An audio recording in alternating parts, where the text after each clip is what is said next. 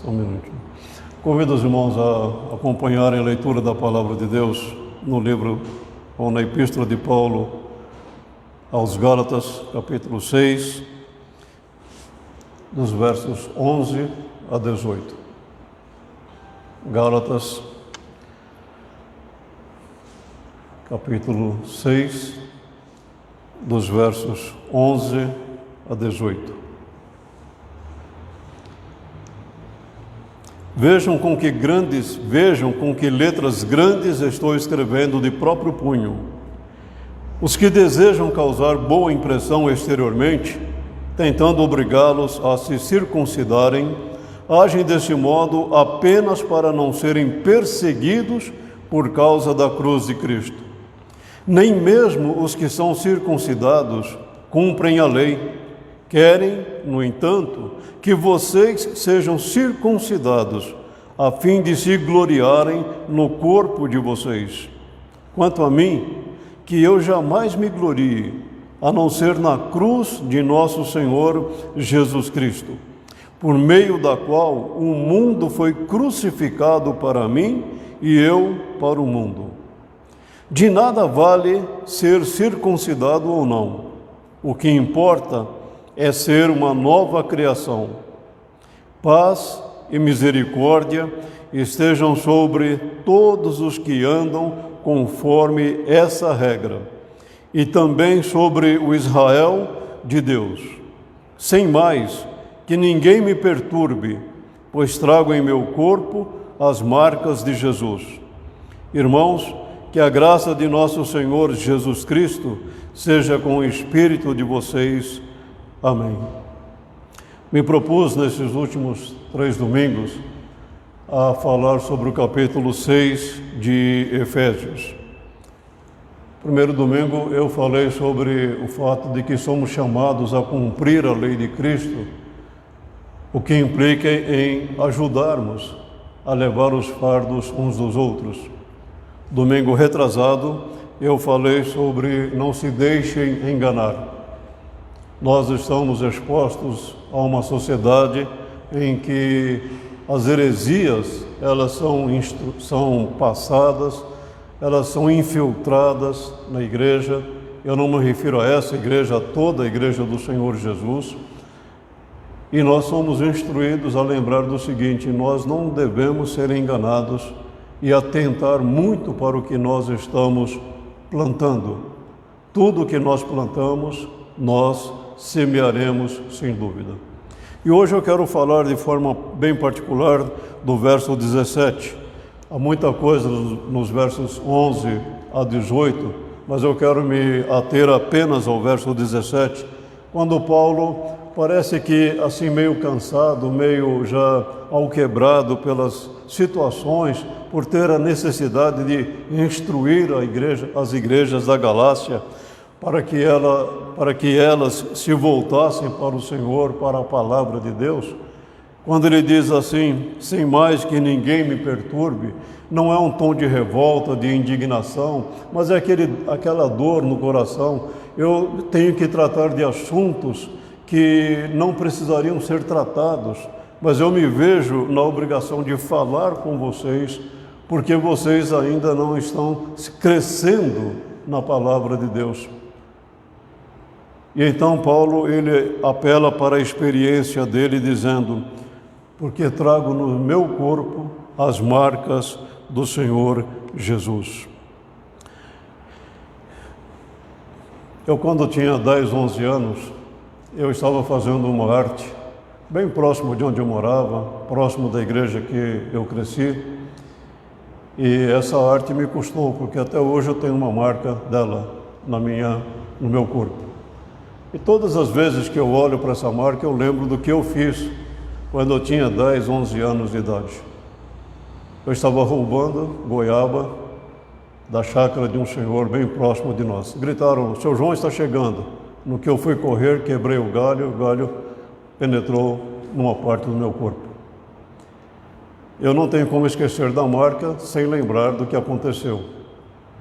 O que eu quero passar é simples, não? Todos nós temos marcas em nosso corpo, de uma forma ou de outra, de um jeito ou de outro, Mas as marcas que Paulo fala aqui eram marcas realmente no seu corpo, mas não porque ele estivesse fazendo alguma coisa errada, não porque ele estivesse fazendo alguma coisa para chamar a atenção sobre ele, mas para mostrar aos Gálatas, às igrejas da Galácia o seguinte: olha as marcas que eu tenho no meu corpo por causa do Evangelho, por amor a Cristo.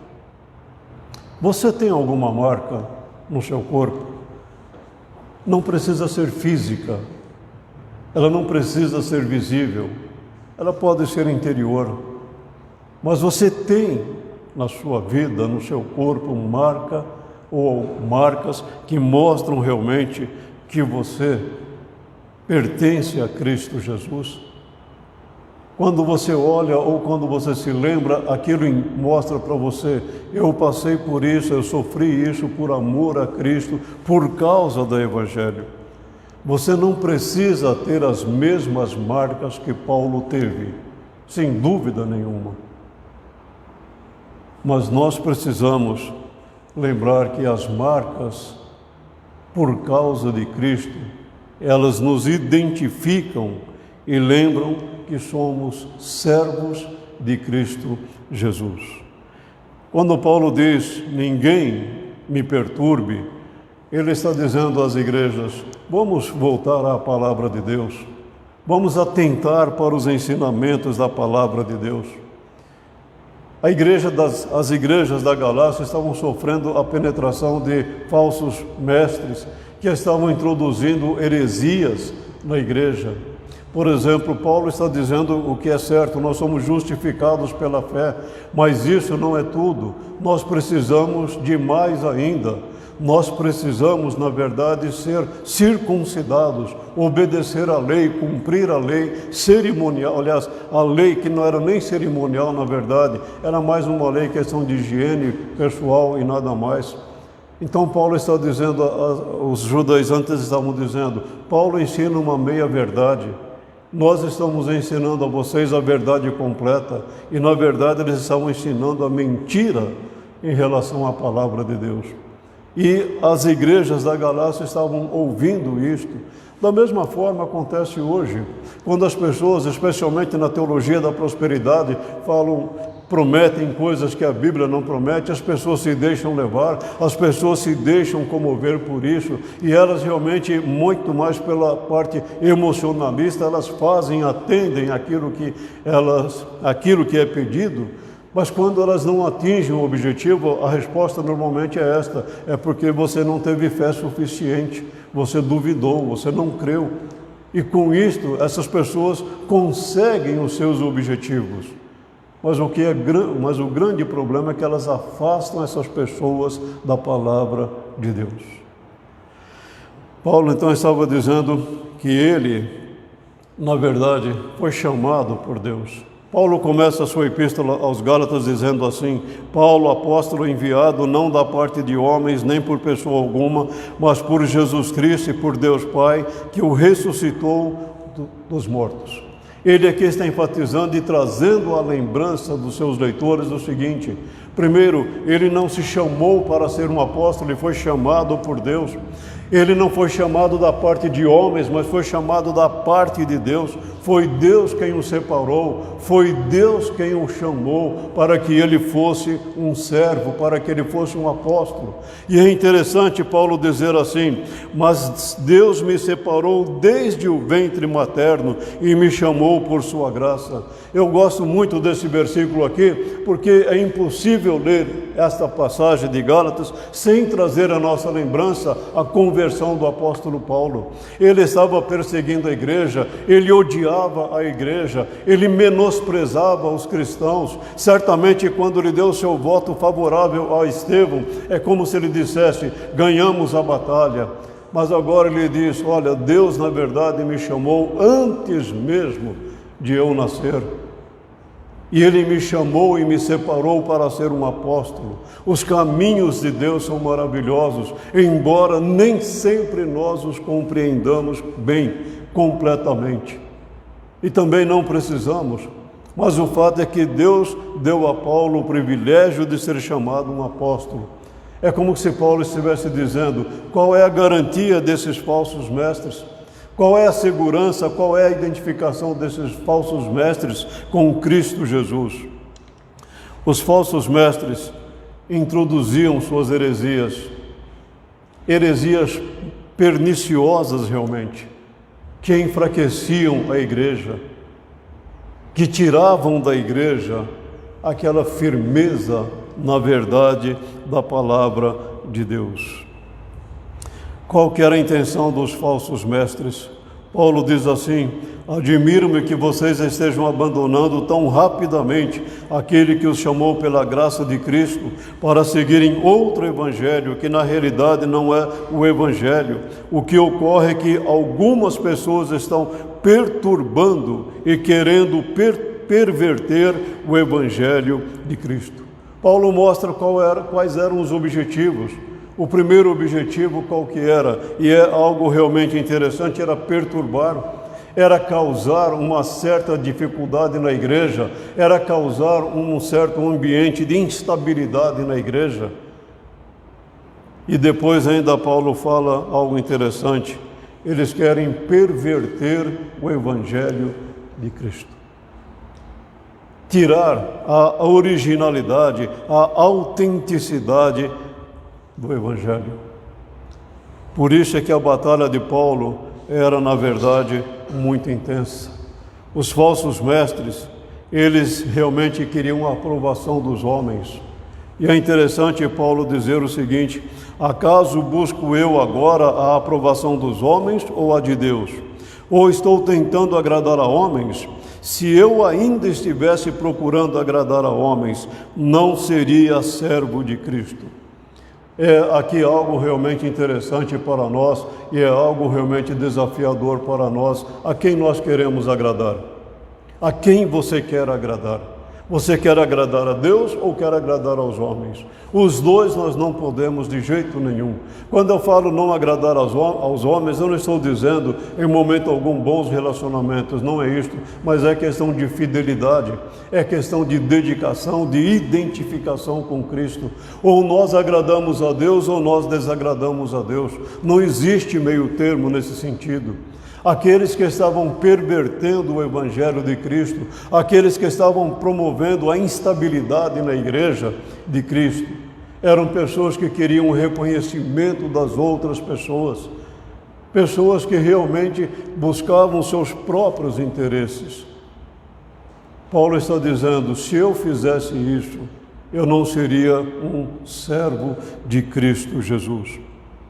Quando Paulo se apresenta como servo, ele está dizendo: eu sou um escravo. E essa palavra ela é muito interessante pelo seguinte: o escravo ele não tem vontade própria, a vontade dele é fazer a vontade do seu senhor. E a vida do escravo é realmente isto, é fazer, realizar a vontade do seu senhor.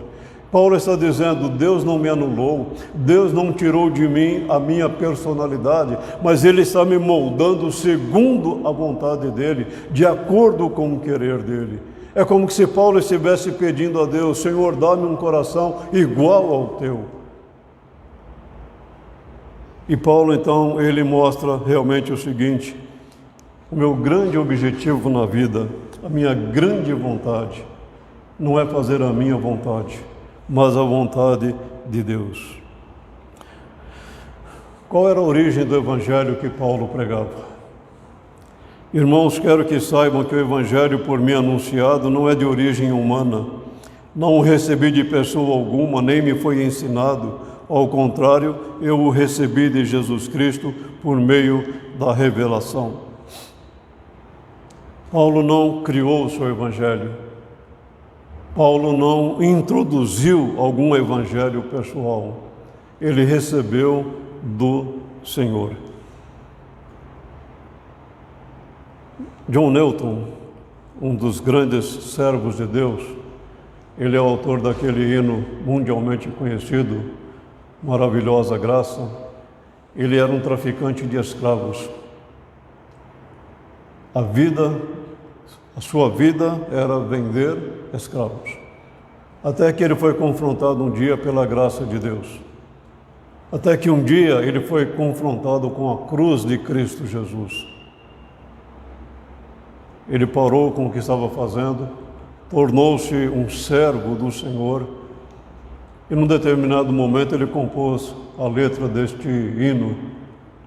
Mas é interessante que quando nós lemos a história deste hino, uma coisa é marcante. Não foi John Newton que se transformou, a graça de Deus o transformou. Não foi John Newton quem procurou a Deus, mas foi Deus quem buscou John Newton. O Evangelho que nós somos chamados a pregar é o Evangelho que tem a sua origem em Deus. E Deus nos revelou através da sua palavra. A questão é muito simples para nós hoje e é muito curioso, eu acho muito curioso. Há pessoas que creem nos escritos de Platão, de Sócrates, que viveram muito tempo antes de Cristo. E o que eles disseram, eles dizem, é verdade. Mas quando leem a biografia de Jesus nos evangelhos, não admitem, não pode ser verdade, porque a palavra de Deus não é a verdade para essas pessoas. É interessante que essas pessoas raciocinam em círculos, mas não confrontam. Qual é a garantia que eu posso ter de que Sócrates de fato escreveu? Eu sei que ele escreveu e eu creio que ele escreveu. Mas eu também creio, e principalmente eu creio, no que Deus nos diz na sua palavra. De Gênesis a Apocalipse, nós temos a palavra de Deus. Palavra infalível, inerrante, imutável, porque Deus é imutável. E a questão nossa é esta, ou você crê nessa palavra ou você não crê. Por isso que Paulo, ele realmente se sentia um servo, ele era um servo de Deus. Ele não estava preocupado em pregar o evangelho dele para as pessoas, mas de falar do evangelho de Deus às pessoas. Então Paulo diz, eu trago no meu corpo as marcas de Jesus. E estas marcas me identificam como servo, como escravo do Senhor. A palavra que Paulo usa para marcas aqui, ela ocorre só nesta passagem em Gálatas. É o único lugar que esta palavra ocorre. E ela pode significar tatuagem. Nos tempos antigos, mesmo já no Antigo Testamento, tatuagens eram comuns na vida das pessoas. No Novo Testamento também elas eram comuns.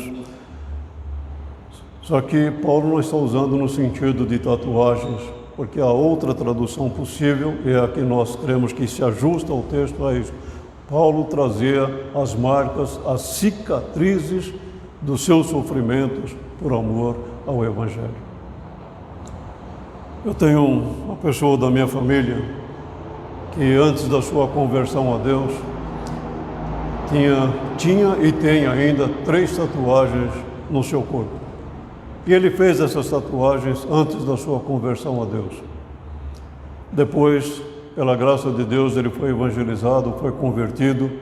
E um dia ele me procurou e perguntou, o que eu faço com isso? Eu falei, usa para evangelizar. Usa para falar de Cristo. Porque quando você fez isso, você não conhecia a graça de Deus, agora você conhece. Essas marcas, essas tatuagens, hoje você não faria. Sem dúvida nenhuma, você não faria isso. Então usa isso para evangelizar. O que eu quero passar aos irmãos é o seguinte, se alguém acusasse Paulo, mas você foi perseguidor da igreja, eu fui. Eu persegui a igreja. Não é sem razão que Paulo diz, eu fui o principal dos pecadores, ou eu me considero o principal dos pecadores. Ele diz a razão, porque eu persegui a igreja. Mas Paulo usava isto como um argumento para pregar o Evangelho. Eu perseguia porque não conhecia a verdade. Paulo, ele trazia no seu corpo as marcas do Senhor Jesus. E essas marcas, elas eram aplicadas em 3 classes de pessoas: soldados, escravos ou pessoas que se devotavam à religião. Paulo não está usando no sentido de alguém devotado à religião, mas eles podem estar usando essa palavra no sentido assim, olha as cicatrizes que eu tenho no meu corpo por amor ao Evangelho. Essas cicatrizes que Paulo trazia o identificavam como servo de Deus. É interessante que João, por exemplo, o último apóstolo e o único que morreu de morte natural, ele nunca menciona marcas em sua vida, mas certamente ele sofreu por amor ao Evangelho, por causa do Evangelho. O que significa que nem todos nós vamos passar pelos mesmos tipos de sofrimentos. Mas nós sofremos por amor a Cristo. Sofremos a ironia, sofremos a zombaria, sofremos o desprezo de pessoas. E a razão é simples. Por aquilo que você crê. Por aquilo que você crê. E isto pode ser, de um certo sentido, uma marca na nossa vida. Não uma marca física, mas uma marca que nos identifica com o Senhor Jesus Cristo. Quando Paulo diz qual era a razão da sua glória, é interessante ele dizer: quanto a mim, que eu jamais me glorie a não ser na cruz de nosso Senhor Jesus Cristo, por meio da qual o mundo foi crucificado para mim e eu para o mundo.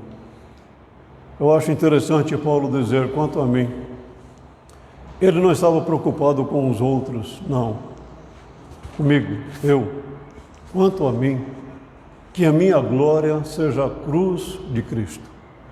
Paulo aqui está fazendo alguma coisa muito interessante. Os falsos mestres, eles faziam o quê? Ao tentar agradar aos homens, eles procuravam evitar perseguições.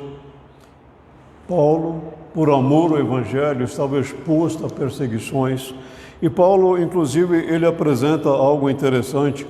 Gloriar pode significar orgulho, alegria, porém, quando nós lemos esse versículo 14, o que nós podemos compreender, na verdade, Paulo está dizendo o seguinte: eu me orgulho sim da cruz de Cristo, mas é aquele orgulho que me quebranta, aquele orgulho que me coloca no meu devido lugar.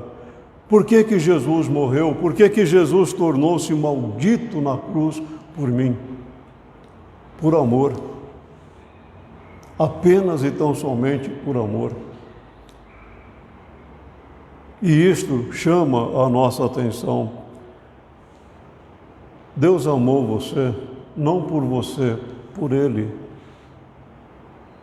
E o amor de Deus, ele não ocorreu no tempo da sua vida, é na eternidade.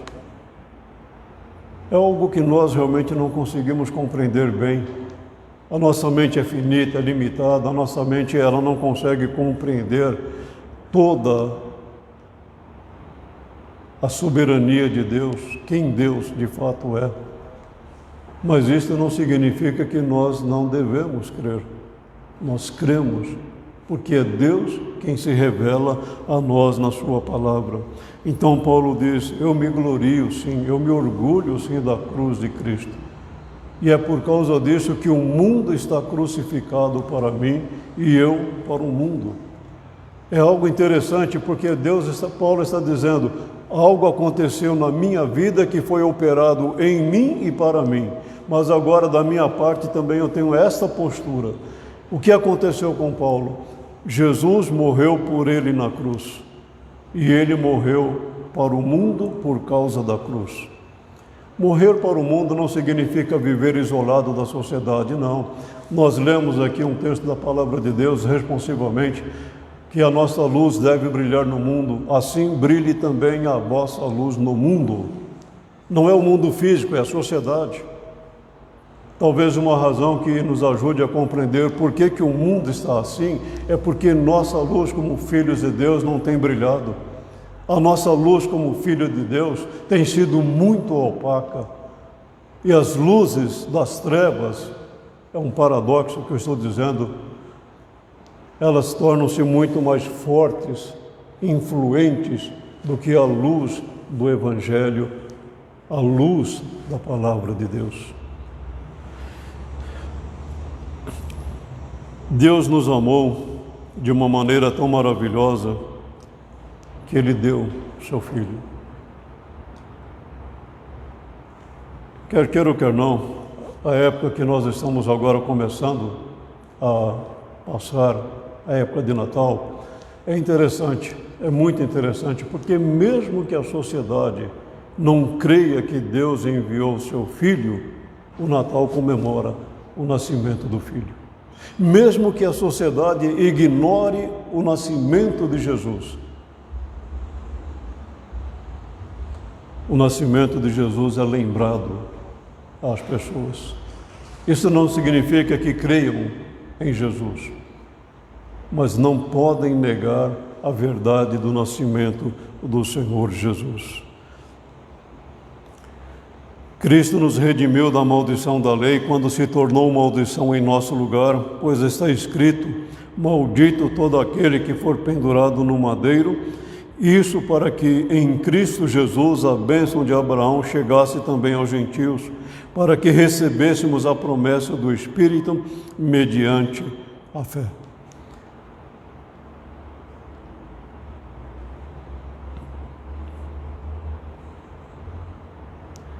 O amor de Deus, ele é algo desafiador para nós. Deus amou você tanto e de uma maneira tão profunda, tão verdadeira, que ele tornou o Filho dele maldito em seu lugar. E em seu lugar, Jesus recebeu a maldição da lei, a condenação eterna.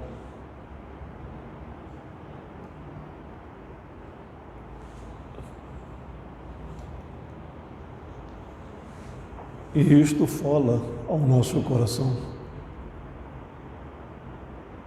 A salvação é de graça para nós, para você, mas não foi de graça para Deus. E Jesus, espontaneamente, tornou-se maldito na cruz, por amor a você. E Ele amou você desde toda a eternidade. E Ele veio ao mundo morrer por você. A cruz de Cristo opera no pecador, que não se envergonha dela, um meio para morrer para o mundo. Um meio para viver para Cristo.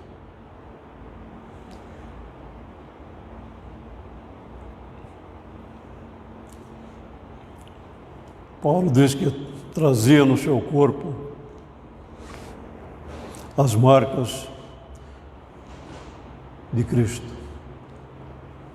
Podemos apresentar algumas dessas marcas, por exemplo, apedrejamento. Então alguns judeus chegaram de Antioquia e de Icônio e mudaram o ânimo das multidões, apedrejaram Paulo e o arrastaram para fora da cidade, pensando que estivesse morto.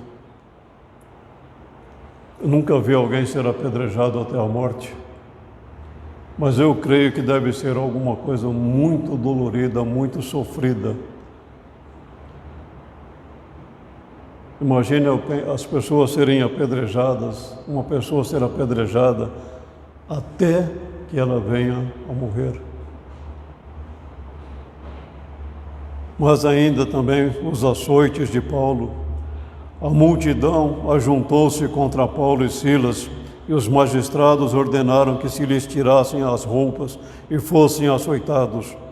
Depois de serem severamente açoitados, foram lançados na prisão, em Filipos. E em 2 Coríntios 11, 24 e 25, nós lemos assim: 5 vezes recebi dos judeus 39 açoites. 3 vezes fui golpeado com varas, 1 vez apedrejado, 3 vezes sofri naufrágios, passei 1 noite e 1 dia exposto à fúria do mar.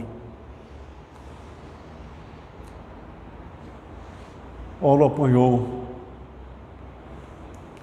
levou chicotadas, pelo menos por 5 vezes, e em cada vez 39.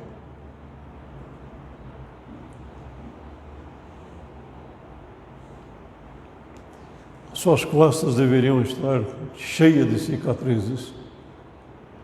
Mas é interessante que Paulo diz o seguinte: estas cicatrizes, estas marcas,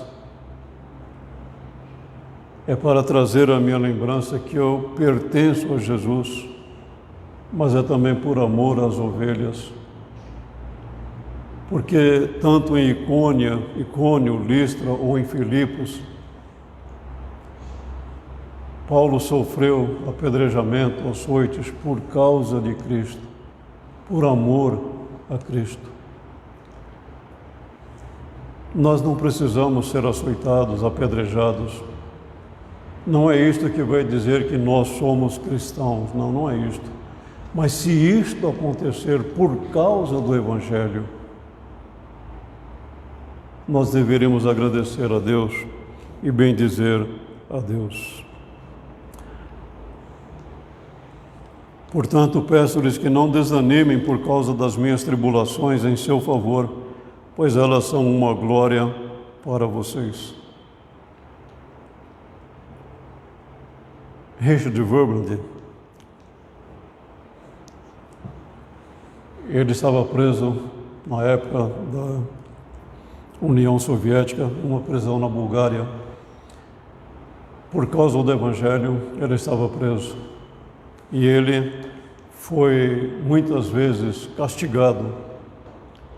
Durante um tempo ele ficou numa cela isolado.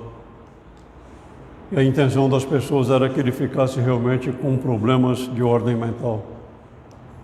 E a sua cela era infestada de ratos. Ele pregava para os ratos. A gente pode pensar assim, mas o que é isso? Ele fazia isso para não perder a memória. Ele mesmo conta isso num dos seus livros. Os seus sofrimentos por causa do Evangelho eram desgastantes. E ele pregava aos ratos para não perder a memória. E Deus o conservou. E é interessante que, preso, ele teve uma influência muito grande nas igrejas fiéis à palavra de Deus. É como se ele estivesse falando como Paulo: não olhem para os meus açoites, olhem para aquilo que Deus está fazendo por vocês e para vocês. Os sofrimentos de Paulo também evidenciavam que ele era um herdeiro de Deus e um co-herdeiro com Cristo. Se somos filhos, então somos herdeiros, herdeiros de Deus e co-herdeiros com Cristo. Se de fato participamos dos seus sofrimentos, para que também participemos da sua glória.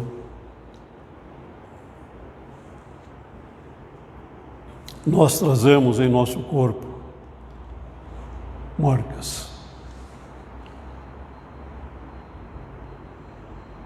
Mas não são todas as marcas que nos dão orgulho. Mas quando nós trazemos em nosso corpo marcas por causa do Evangelho, por amor a Cristo, nós devemos nos regozijar. Gosto muito de ler relatos da igreja perseguida, tanto em tempos passados como em nossos dias. E uma das coisas que mais me desafia é exatamente o seguinte: por que essas pessoas sofrem o que sofrem? Por amor a Cristo. Porque são servos, servas de Cristo. Uma cristã chinesa, pouco antes de uma prisão que ela teve há poucos anos atrás, há poucos anos, falaram para ela que a igreja do Brasil estava orando pela igreja perseguida. E ela agradeceu, mas disse: mas a igreja brasileira precisa orar por ela mesma, para que ela não tenha medo do Evangelho, não se envergonhe do Evangelho. Você se envergonha do Evangelho?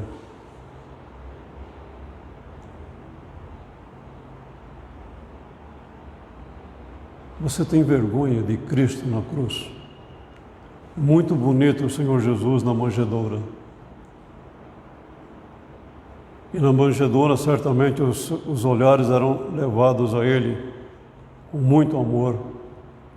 Mas olha para a cruz, olhando nós para Ele, nenhuma beleza víamos para que o desejássemos. Mas não foi na manjedoura, foi na cruz que Ele disse: está consumado. A obra que Deus me deu para eu fazer pela salvação do pecador está completa. A dívida foi paga.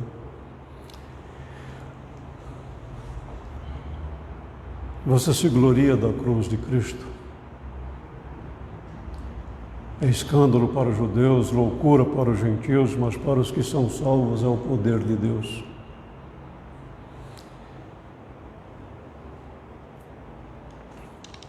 Você não precisa ter as marcas que Paulo teve, não.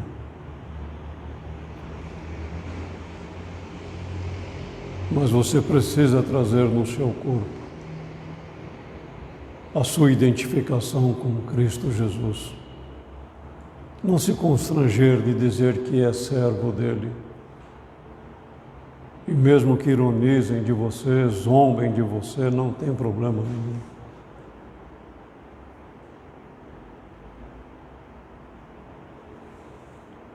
As marcas de Jesus nos identificam com Ele.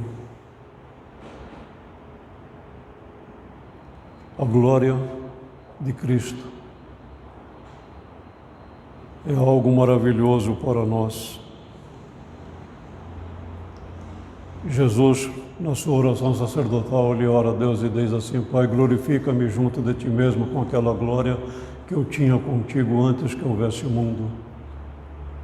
Por amor a nós, temporariamente, Jesus abriu mão da sua glória como Deus. Como homem, ele veio na terra morrer por nós. E é por isso que para nós a cruz de Cristo